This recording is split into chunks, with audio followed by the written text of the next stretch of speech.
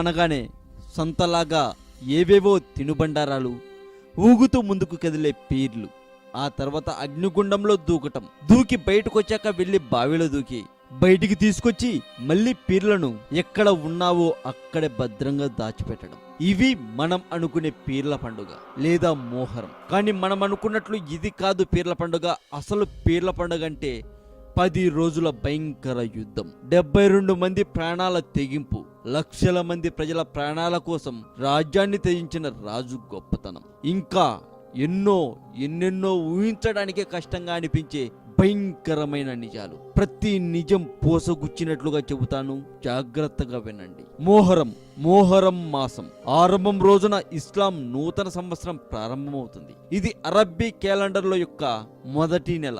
ప్రాచీన కాలంలో అరబ్బులు అంటే అరేబియాలోని యూదులు మరియు క్రైస్తవులతో సహా ఈ క్యాలెండర్ని వాడేవారు. 14వ శతాబ్దాల క్రితమే ప్రజాస్వామ్యం కోసం, మానవ హక్కుల కోసం జరిగిన చారిత్రాత్మక పోరాటం మోహరం. ఈ పేరు వినగానే పీర్లు, నిప్పుల గుండాలు, గుండెలు బాదుకుంటూ మాతం చదవటాలు గుర్తుకొస్తాయి. అసలు మోహరం జరిగే 10 రోజులు విషాద దినాలే కానీ ఎంత మాత్రం పర్వదినాలు కావు. క్రీస్తు శకం 632లో మహమ్మద్ ప్రవక్త పరమపదించారు. ప్రజలు ప్రజాస్వామ్య రీతిలో తమ ప్రతినిధుల్ని, ఖలీఫాలను ఎన్నుకోవాలి. హజ్రత్ అబూబకర్ సిద్దిక్, హజ్రత్ ఉమర్, హజ్రత్ ఉస్మాన్, హజ్రత్ అలీ, ఈ విధంగా ఎన్నికైన వీళ్ళందరూ ఖలీఫాలే. ఇమాం హసన్, ఇమాం హుసేన్, వీళ్ళిద్దరూ దైవ ప్రవక్త మహమ్మద్ మనవలు. హజ్రత్ అలీ తనయులు.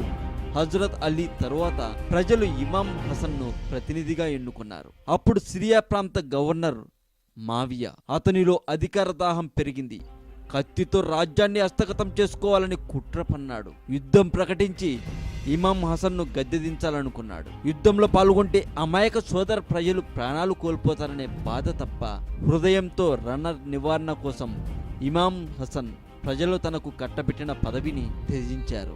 అంత గొప్పటి రాజు అతను. మావియా కుట్ర ఫలించింది. అయితే కొద్ది వ్యవధిలోనే హసన్ విషప్రయోగానికి గురై హతులయ్యారు. నిరంకుశంగా మావియా తన కుమారుడు యజీద్ను రాజ్యాధికారిగా అనంతరం నియమించాడు. ఇస్లామీయ ధర్మశాస్త్రాన్ని అనుసరించి సంప్రదింపులే సమస్యల విమోచనకు మార్గాలు. చర్చల కోసం ఇమాం హుసైన్ రాజధాని కుఫాకు బయలుదేరారు.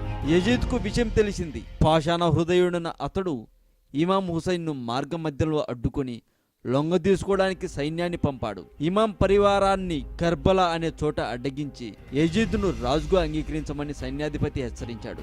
లేదా యుద్ధానికి సిద్ధపడమన్నాడు. మిత్రులు, కుటుంబ సభ్యులు, స్త్రీలు, పిల్లలు కలిసి మొత్తం 72 మంది ఇమాం హుసైన్ వెంట ఉన్నారు. 10 రోజులు యుద్ధం జరిగింది. ఇమాం హుసైన్ పరివారం స్వల్పమైన వీరోచితంగా పోరాడి అసూలు బాసింది. 10వ రోజు హుసైన్ ఒక్కరే మిగిలారు. శుక్రవారం మధ్యాహ్నం నమాజ్ కోసం శత్రువుని అడిగిన కొన్ని నిమిషాల అనుమతి పొందారు. ప్రార్థనలో నిమగ్నమై ఉండగా శత్రువులు బీరువులై ఇమాం హుసైన్ ను వెన్నుపోటు పొడిచి సంహరించారు. మోహరం 10 రోజులు విషాద దినాలు. మోహరం నెల 10వ రోజు యౌమి అషూరా, మహమ్మద్ ప్రవక్త మనవడైన హుసేన్ ఇబ్న్ అలీ కర్బలా యుద్ధంలో అమరుడైన రోజు. మోహరం నెలను షహీద్ అంటే అమరవీరుల నెలగా వర్ణిస్తూ పండుగలా కాకుండా వర్ధంతిలా జరుపుకుంటారు. షియా ఇస్లాంలో ఈ మొహరం నెల మరియు అషూరా, కర్బలా యుద్ధంలో మరణించిన వారి జ్ఞాపకార్థం శోక దినాలుగా గడుపుతారు. షియాలు మాతం అంటే శోక ప్రకటన జరుపుతారు. మిత్రులు మరియు కుటుంబ సభ్యులు, స్త్రీలు, పిల్లలు అందరూ కలిసి 72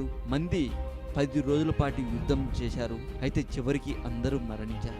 వాళ్ళను తలుచుకుంటూ బాధపడుతూ అమరవీరుల నెలగా ఈ మోహరం అనే ఒక బాధాకరమైన రోజును గడుపుతాం తప్పితే ఆనందంగా ఆ రోజు డాన్సులు చేస్తూ చిందులేస్తూ పండుగల జరపడానికి కానే కాదు. ఈ విషయం మళ్ళీ చాలా మందికి తెలియదు. దయచేసి మీరు ఈ వీడియోని తెలియని ప్రతి ఒక్కరికి షేర్ చేయండి. మీకు అల్లా తప్పకుండా మంచే చేస్తాడు.